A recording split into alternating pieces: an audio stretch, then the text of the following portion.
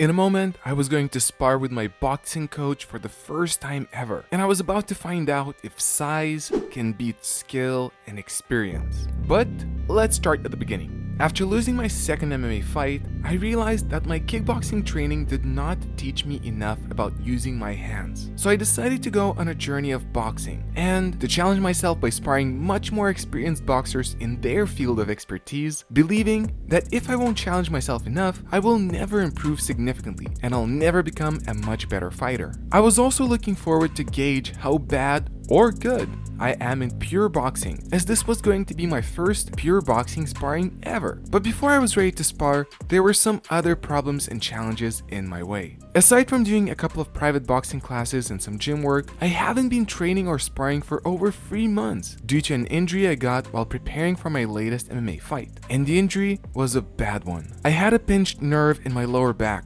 that prevented me from sitting or even lying down. For 2 months, I spent entire days standing, constantly feeling pain and discomfort. Even when I was lying down while sleeping on my back, the only position I could sleep in, every few hours during the middle of the night, I had to get up and walk around to ease the pain, which kept me sleep deprived. Finally though, after going for a course of physiotherapy, I managed to recover and slowly got back into training. Yet after not having any sparring for so long, I wasn't sure if I will have the stamina to last all 4 rounds, especially in a field that I was new in. The only way to find out was to do it. And the very first round was already with my main boxing coach. As my coach during our private classes emphasized the importance of the jab, I kept throwing it to try to keep him occupied and at bay. Meanwhile, I noticed how he was examining my fighting style and was looking for my flaws. Unfortunately, I wasn't at a level where I could do the same, so I kept doing my best to hold the distance, hoping to compensate my lack of skill with my long arms. Bit by bit, my coach kept figuring me out, until eventually, he started to engage and throw light but fast combinations. Meanwhile, I kept doing my best to work on my head movement, as it was something that I was greatly lacking in during my last MMA fight. Yet despite my best efforts, my coach kept finding openings more and more frequently, while he was also pushing me towards the corner. Later, as I was talking to my coach following the sparring, he explained to me that if this was a real boxing match, unfortunately, I would have been doomed, and mainly not because of my lack of technique, but because I was letting him take my space and dominate the fight.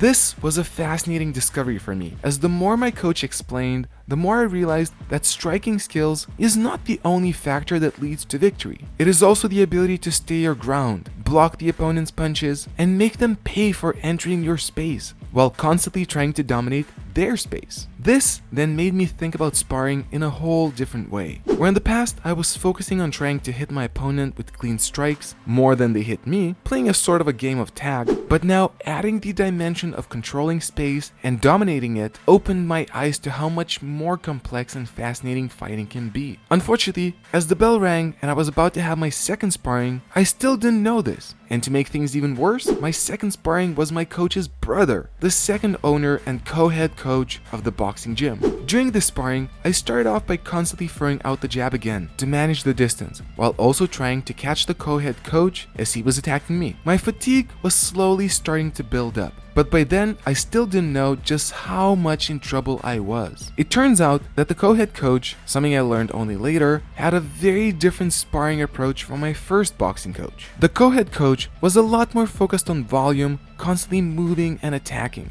keeping me busy, something that made me move much more than I was used to as well. Soon enough, he started to tire me out and overwhelm me with his great amount of movement and attacks. Before I knew it, he got me cornered and started hammering me with strikes after strikes. While I tried to counter, his pace was faster than what I was capable of dealing with, and soon enough, I had to recollect myself by restarting the sparring. I then kept trying to apply more pressure while aiming to catch him with my strikes, but soon enough, he got me by the liver, and yet again, I had to take another short break.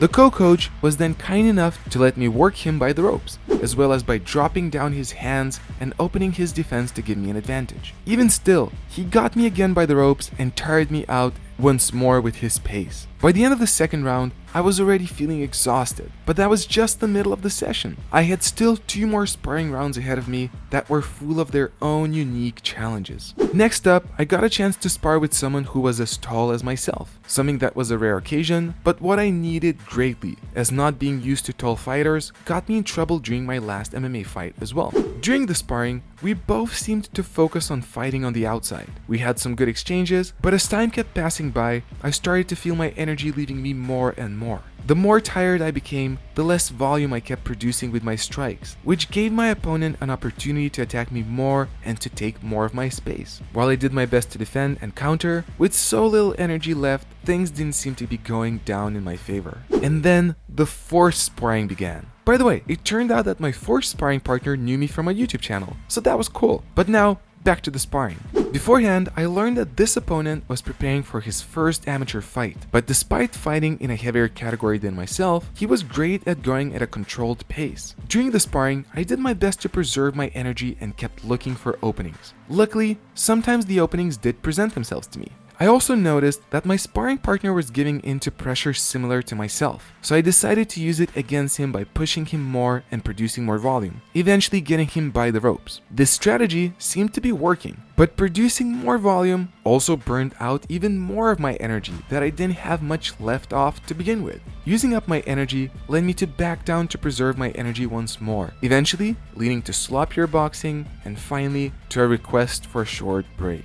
After resting for a bit, I did my best to keep fighting, but my spent stamina definitely got in my way. So right after the forced sparring, I went to my coach to discuss the importance of endurance in boxing. And here's where I learned an extremely valuable lesson. As I spoke to my coach, I learned that for the last couple of months, he hasn't been sparring himself. And it turns out that after the second round, he was exhausted too. But unlike me, that didn't make him stop. He kept fighting and producing volume, not backing down and not giving up. And then he told me that no matter how tired you are in boxing, you need to just keep going. Keep those hands flying, even if you need to go as far as needing to puke your guts out out of exhaustion. And then a final test and a moment of truth came about for me. As I was lying down on the canvas, feeling exhausted, I learned that we are going to be having another extra round of sparring for those who wanted to do it. Let me tell you, I was really tired and I was considering if I should stop. But then I realized that so was everyone else and that my tiredness was not a reason to give up. I had to keep pushing forward, and so I did